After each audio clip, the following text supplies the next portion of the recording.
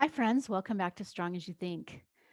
Today, I want to talk about how we limit our opportunities. And I've talked a little bit about this before, but I think it's something that happens enough that we can talk about it again, right? So, um, sometimes limiting our choices and opportunities can be a really good thing, right? It's called constraint. We have a world where we have lots of information coming at us, and it allows us a lot of choices, which is a really great thing, but it could keep us really stuck if we were always analyzing all the choices and all the things we could be doing, we could have. Um, we could spend our whole life on just several choices with how much information we have. So it can be a good thing to have some constraint and to limit our choices, right? It's not always a bad thing. Like I remember when my kids were little, they, instead of when it was time to get dressed, telling them to just go pick out something to wear, you know, I would say, do you want to wear the blue or the green shirt? And then they could have a choice, but it wasn't just like so much and just so that they didn't know what to do. They could spend all day or just make a weird choice with what they're going to wear, right? So the constraint and limiting their choices there was a good thing. And it worked really well, like when they had jeans or, some denim shorts or pair of blue pants. Usually those choices would be great, no problem. But if they pulled out their cute pink plaid pants, then maybe the blue or the green shirt maybe wasn't the best choice. Now they could wear it and they would be clothed for the day, right? No problem in that way, but maybe there was a better choice. Like, what if there was a pink shirt? But they're so used to the blue and the green, they don't even realize, they forget they've got a drawer full of shirts of other choices, okay? And so, how many times does this happen in our life that we kind of just think, well, I've got these choices.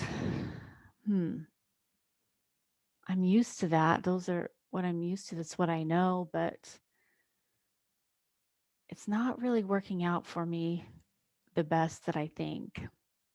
So, an example of this is I had a friend who was teaching piano students from her home, mostly in the afternoons after school, like when her kids were home from school, and that's when the other kids were home from school. And she would like to have more money, but she kind of felt like she kind of hit the ceiling on what people wanted to pay for piano lessons. And if she added more students, she felt like that was taking time away from her kids, and she wasn't sure she wanted to do that. So she thought I could try to charge more, but she kind of knew that there was a number of people that probably wouldn't be willing to pay that. Or she could take more students, but she wasn't looking forward to taking more time away from her own kids and her own family. So she felt a little bit stuck because for a bit she was thinking, now that's my only choice to get more money. And she felt a little stuck, kind of like with the green and the blue shirt. And she kind of had a new situation where she wanted more money. It's like pulling out the pink plaid pants, right? So she wanted to figure out, how could I get that pink shirt? What would that better match be for my situation? What if it wasn't getting more students, or what if it wasn't charging more per student? And she came up with something as um, that was different. It wasn't anything like those two choices. She also had some experience with teaching, and so she looked into her kids' elementary school and decided that she could be a reading teacher there. She had some contacts at the school, through her parent involvement, and ended up getting a job there teaching reading to the kids at the school. And that allowed her to work more hours more consistently because she could do it while her kids were in school. So she found her pink shirt, right? And I just want to offer to us, how many times are we thinking that we only have the green or the blue shirt, or we can only charge more money, or we can only take more students?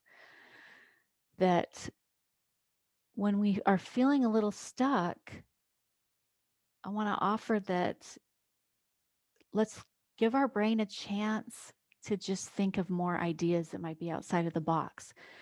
And sometimes your brain wants to stop you. You want to start thinking the ideas and it thinks, oh, no, that won't work.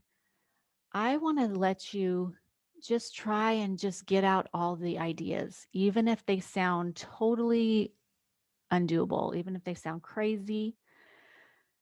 Let your brain just kind of go. Start writing it down, all these maybe crazy sounding ideas, and you might be surprised at what comes up.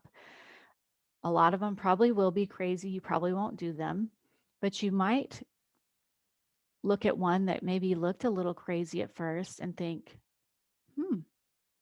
maybe that is a possibility. And when you even just start writing them down like that, you give your brain almost like giving it permission to kind of just think outside the box, think of different things. So when you feel a little stuck,